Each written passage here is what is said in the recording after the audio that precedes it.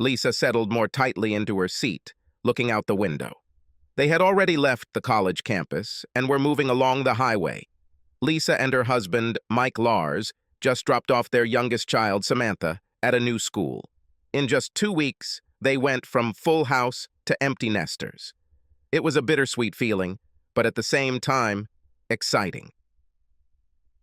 Mike and Lisa met during their sophomore year of college, and Lisa fell desperately in love with him. They were inseparable for the next 2 years and married the summer before their senior year. Mike was in a 5-year program to earn his MBA, so Lisa found a teaching job at a small private school, while Mike completed his senior year. As soon as he graduated from high school, they moved to Mike's hometown, where Mike got a job at his father's small company as a production manager. Mike's first salary was not long in coming. Their son Joshua was born 6 weeks after Mike started his new job. The young couple were delighted with their son and were the picture of a happy young family. 2 years later, Samantha joined them. Everything was perfect. Lisa stayed home until Samantha went to school. She then returned to the classroom, landing a position as a 4th-grade teacher in the same district where her children attended school. Lisa enjoyed working with children, and it helped fill her days while the children were at their schools. Her father-in-law owned a small manufacturing shop when Mike graduated from high school. The elder Lars was a remarkable engineer whose shop produced high-quality specialty parts for various industries, including space applications. Their niche is low production volume, high quality, with good unit costs. Low volumes meant higher unit costs, but Lars Manufacturing regularly beat its competitors on quality, even at higher prices. Mike and his dad made a great team. While John Lars was an excellent engineer, he was not an accomplished businessman. Mike knew enough engineering to reason intelligently, but he did not inherit his father's gift and passion. However, Mike was an excellent businessman. Mike handled sales, negotiations, and supply chain, leaving his father free to design and invent. Mike was able to keep prices down while John maintained quality. Together, they turned Lars Manufacturing into a leader in its niche. Tragedy struck 6 years ago when John Lars suffered a massive seizure and died at his desk. He was only 55 years old, but he was overweight and smoked. He has been vocal about how eating and smoking helps him focus on his projects. This may have been true, but it most likely cost him his life. Mike took full control of the business and hired 3 young engineers to replace John. 2 of these engineers were competent workers. The third, Tony Gillies, showed the same creative spark as John. 2 years later, Tony was named Director of Engineering and created much of the same partnership that Mike had with his father. The biggest difference was that John and Mike were one family and shared the responsibility of owning the company. Now that John is gone, Mike is the full owner of the company. This resulted in Mike working longer hours and traveling more than before. Lisa looked at her husband. At 40 years old, Mike still looked good. He learned from his father's example. His dark hair was slightly gray, and he kept himself in shape. Never a runner, Mike preferred water sports, such as rafting and scuba diving, to stay active. Lisa never liked getting wet, but she enjoyed lying in the boat while Mike and their 2 children went diving. It's not like Lisa let herself go. Long hours at the gym doing Pilates, Zumba, and yoga kept her in great shape. Lisa's toned figure, B-cup breasts, and toned ass turned heads wherever she went. As a 4th-grade teacher, Lisa was popular with dads at back-to-school parties. It was a surprise that the kids went straight to college. Josh graduated 3rd in his class and was accepted into the same engineering school his grandfather attended. This school emphasized practice and forced students to complete 3 6-month internships over the course of a 5-year program. Josh will graduate with a master's degree in nuclear engineering in 5 years if he stays on schedule. Yes, where his grandfather focused on practical engineering, Josh wanted something a little more colorful. But Josh wasn't a surprise. It turned out to be Samantha. Sam graduated from high school a full 2 years early and pushed her older brother to 2nd place in their graduating class. Josh just laughed and was proud of his little sister. Sam had studied incredibly hard the last 3 years to graduate early, and he said she deserved it. Josh, however, teased her a little for missing valedictorina's place, academic title awarded to the most successful student in the graduating class of an academic institution, translasak, because of a B+ in art class. Now Sam was starting a pre-med and molecular biology program at an Ivy League school. Lisa was happy for her daughter, but sad that she would not be able to see her daughter attend a traditional high school. Lisa was a little biased, but she was sure that her daughter, at 18 years old, would be the undoubted winner in the fight for the title of prom queen. They had grown apart a bit over the past few years, and part of Lisa wished she could have had those 2 years to reconnect with Sam. Lisa, without saying a word, turned and looked out the window again. Now everything will be completely different. The next few weeks will be tough for everyone. But it had to happen. "Any regrets?" Mike asked. Lisa sighed. "Some, but I will live with them. It's time for a new chapter in our lives." Mike laughed. "You speak as if we are dying."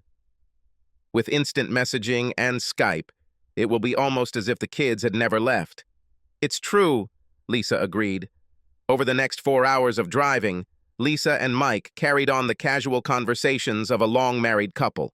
Neighbor gossip, chores, and other mundane things. Today was Thursday, and Mike took Friday off to do some things around the house, so Lisa was loading up a list of things that needed to be done. Finally, they arrived home, and Mike drove the minivan into his nest in the garage. Typically, the 3-car garage contained a 2-year-old minivan, Mike's Camry, and a 2013 Corvette that Mike bought himself. The Vette was a point of contention for Lisa. Mike just showed up with her one night 2 years ago without saying a word to her. Mike said it was a gift from the company that signed its largest contract to date, with a major contractor under the NASA contract. Technically, it belonged to the company, so Lisa had little reason to complain. The kids liked it immediately. As soon as the minibus was parked, Lisa pulled her slightly sore body out of it. 8 hours in the car today, dragging all of Sam's things into her dorm, and wild sex the night before, had left Lisa dying to take a hot shower and get into bed. "I need to go get some milk," Mike said, also getting out of the minivan. Lisa moaned. "Why didn't you stop on the way here?" Their house was 10 minutes from town, and they passed 2 stores after getting off the highway. "You looked like you needed to get home, and I didn't mind." Lisa felt a small bubble of gratitude that Mike was paying attention. At times, he was such a good person. "I'll take the Vette. The evening is gorgeous, and driving is much more fun than in this minivan." Lisa waved it off. Before Lisa had time to enter the house, Mike was already sitting in the car and driving out of the garage. With the V8 roaring, he was gone. Lisa went up to her room and undressed to take a shower. She felt like she was missing something. Mike was such a great guy. In many ways, he was the ideal husband and father. But soon he will be gone, and Lisa will go to a new life. 3 years ago, Mike's constant travel began to bother her. Things were going well in the company, the children were wonderful, but Lisa felt lonely. Intellectually, Lisa understood that Mike was not to blame for the loss of her father, but emotionally, Lisa felt abandoned. One evening, while Mike was out and the kids were out with friends, Lisa went to a restaurant with some fellow teachers. They were having fun and drank several bottles of wine to keep up the fun. On a whim, they went to the club next door. She was dancing with Bob Weirner, a fellow teacher, when someone interrupted. It was Tony Gillis, an engineer from Mike's company. Tony was a great dancer, and Lisa had a great time. When the other teachers left, Lisa stayed to dance some more. As the evening drew to a close, Tony called a taxi to take her home. She hugged him warmly and pecked him on the cheek before climbing into the car.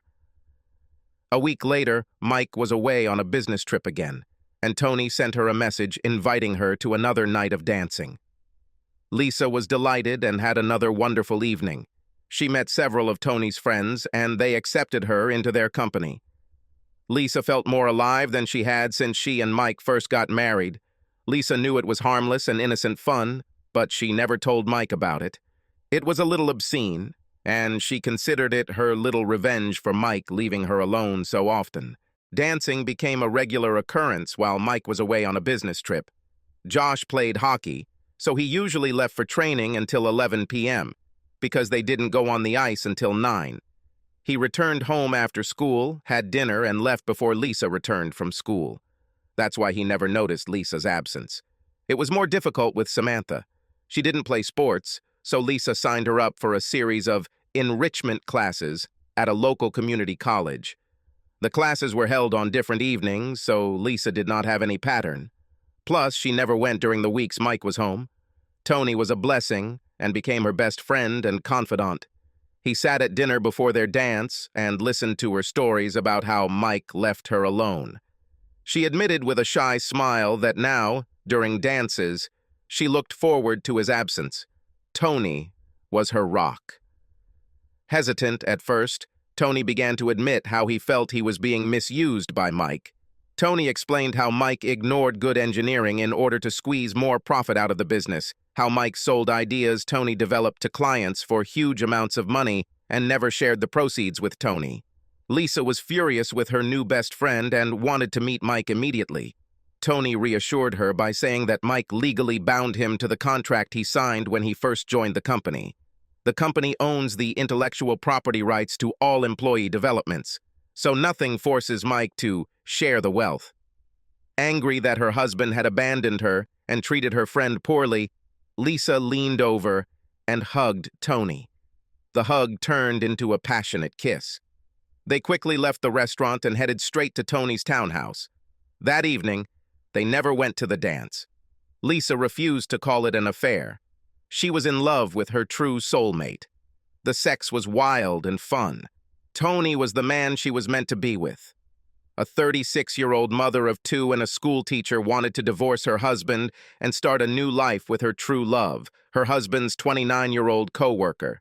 They still went to dances once a week, and when the kids and Mike were away, Lisa often found herself in Tony's bed. However, 2 things prevented her from going through with the divorce. The first is her children. She had seen enough of her students go through divorce and didn't want them to grow up with 2 families. Mike was a wonderful father when he was at home, and she had enough residual feelings for him to want him to still be with the children, but she didn't want to give them away. The second proposal came from Tony. Mike had just promoted Tony to director of engineering, with a much higher salary and a larger annual performance bonus. Tony wanted to wait a while to establish himself in his position and relationships with clients. Tony said that Lisa could get the company in the divorce and they would run it together, as it should be. Tony argued that the engineering and production staff would support Tony over Mike, who was considered the absentee boss. Together, the lovers developed a plan for their future and support. They waited until Samantha graduated from school before moving forward with their plan. At the same time, Tony will develop his support among employees so that they are ready when the time comes. Lisa came out of the shower naked. For the first time all day, her muscles were relaxed. The night before, she and Tony had celebrated Sam's departure for school, and her lover had driven her to the point of exhaustion. Sam's early graduation allowed them to move up their plan by 2 whole years, and Tony was very happy. The hot water and lotions worked wonders, and now she was ready to crawl into bed. Hopefully, Mike wouldn't want to celebrate with her today. Wrapping a large fluffy towel around her body, Lisa walked into the large dressing room she shared with Mike. She grabbed her robe and turned to leave, but suddenly froze. She turned to look into the closet. All of Mike's things were gone. Lisa ran over to Mike's dresser and saw that the top had been cleared. She opened the drawers. They were also empty. All of Mike's personal belongings were also missing from the bathroom. Lisa ran down the stairs and saw nothing wrong in the kitchen. It was only in the living room that she noticed that some family photos were missing from the wall, and Mike's movie collection was also gone. Her panic was complete when she reached Mike's home office, which had been completely cleared out. She sank to the floor as the enormity of the situation dawned on her. Mike abandoned her. He waited until Sam left for school and then abandoned her. A sudden fear shot through her that Mike knew about Tony and their plans. Lisa ran back up the stairs to get her cell phone. She should have called Tony.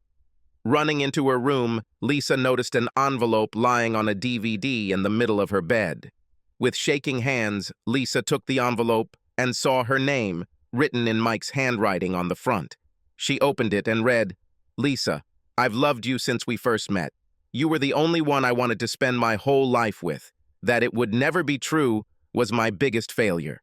I couldn't avoid travel and still keep the business going. You never said you had problems. Instead, you threw yourself into the arms of that sneaky Tony. I was shocked when I found out that you had a connection with this snake in the grass. If there was ever an Eddie Haskell creep, it was Tony. Tony kissed my ass in the office and then hit me in the back while I was away. I found out too late, after I promoted the rat, what he really was like. He turned my employees against me, just as he turned my wife into his personal whore. One misquote here, one innuendo there, and the engineering staff was ready to quit en masse. I was an idiot and didn't know anything about your affair until it dragged on for a year. When I read the investigator's report, I realized that it was too late to save our marriage. There was no turning back after this betrayal. The only thing I agree with you on is waiting until Sam finishes school. Don't worry about telling the kids. They already know. Actually, it was Sam who told me. Our 14-year-old daughter had to tell her father that her mother was a cheater. Remember that surprise diving trip I took Sam to the Keys? She returned home and overheard a rather frank conversation that you were having with your friend. She collapsed on the floor, and you completely lost sight of her as you left to meet this asshole. Sam called me to come home. It took me the entire 4 days of the weekend to get her to control herself. Of course, I later found out that you spent almost all this time in Tony's bed and whined that I left you. Since we returned from that trip, she has been in consultation with me. You know Sam wanted to finish school early. When I decided to stay with you until she finished school, Sam decided to work hard to graduate early. I almost ended it right then and went for divorce, but Sam demanded that she could do it. I was so proud and shocked at the same time by her decision. We didn't tell Josh until after he graduated. Since then, he has been seeing consultant Sam. He was shocked that his mother could do such a thing. I had to show him an edited version of my evidence to get him to believe me and Sam. I made him understand that you still love him and his sister and stayed for them. I think this is the only thing that can save your relationship with him. Good luck with Sam. As for your and your lover's plan to steal my company, you still didn't understand that the company belongs to a family trust. After his father's death, his descendants became shareholders. These are our 2 children and me. It will never be considered part of our community property in a divorce. Only the salary I received, my pension, and my house fall into this category. That's why I asked the trust to buy my vete. I can't sell the trust, but I can, with the help of the board of trustees, sell the company to the trust. The trustees consist of Josh, Sam, and myself. When Lars manufacturing employees arrive at the office on Monday, they are in for a real shock.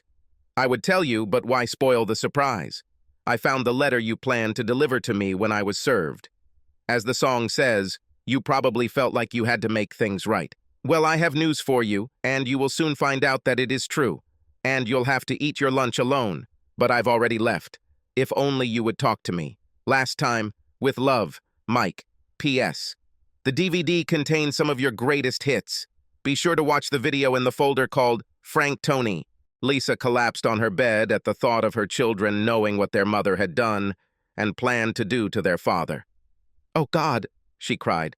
"I lost them all." When Lars manufacturing employees arrived at the office, they were greeted by an email informing them that the company had been sold to a much larger firm that wanted to fill their niche. Mike never showed up at the office. In his place were new owners and Mike's corporate lawyer. Teams that worked long hours in production and support found that their pensions were guaranteed for at least another 5 years of work or a buyout equal to the remaining time. The engineers who sided with Tony did not receive such a guarantee. They turned their backs on Tony when his promises of a lucrative future turned to ashes.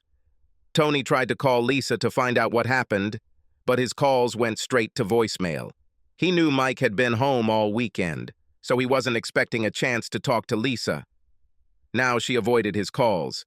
In the end, Tony, in a fit of desperation, decided to go to her to try to save his plans.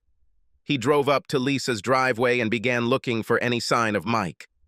Looking into the garage, he saw that the Corvette was gone. That meant Mike wasn't home either. The doorbell rang and there was no answer, so he simply entered. "Lisa?" he called. There was no answer. He called several times while searching the house. He finally found Lisa sitting on the bed, watching a video on a flat-screen TV mounted on the wall. "Lisa?" he asked. Lisa, seemingly not paying attention to him, held out her hand with the remote control and pressed the play button. The TV came to life, and Tony was shocked to hear his own voice coming from the screen. "Well, she's hot," Tony said on the screen. Tony realized it was his own entertainment room and a few of his friends. "I don't think I could have done it if she wasn't like that. A little care, and she was instantly in my bed. I'll take this asshole's company by sleeping with his old lady so she can give it to me. Then, I will wait a few years and do the same with his daughter. She's hot, but I can't do this with a teenager." This was met with rude laughter and vulgar sentences shouted by his friends. Tony remembered when the video was recorded. This was 8 months ago. On the same day, it was announced that the 16-year-old in question would be allowed to graduate from school that year. Tony was so glad that his plans had moved forward 2 whole years. Lisa paused the video. "Get out," she said in a dead voice. "You cost me everything, and Mike destroyed us both. Lisa, Get out! If Mike hadn't brought his 40 Sig Sauer with him, I would have shot you as you walked in the door, and then myself. Just go away. Good luck finding a job in this field. Mike will take care of it." Then Lisa turned and faced the wall. A few minutes or hours later, when she turned around, he was gone. She never saw him again. Lisa was served on Tuesday. She wasn't surprised to see that Mike was completely fair in his divorce proposal, 50-50, with her keeping the $1.2 million house and Mike taking most of their long-term investment. A lump sum balanced between the current value of his pension and her pension received from the school district. An educational trust that covered the children's education and expenses. But for this justice, there will be no alimony and no other contacts. In return, the videos will never see the light of day. Mike would have full custody of Sam, but she would be away at college for most of the year, so it was almost a moot point. However, a personal note from Sam said she refused to be forced to spend the next 2 years of school holidays with my mom and her lover. Reading those words, written in her sweet daughter's handwriting, was even worse than those damn videos. What has she done?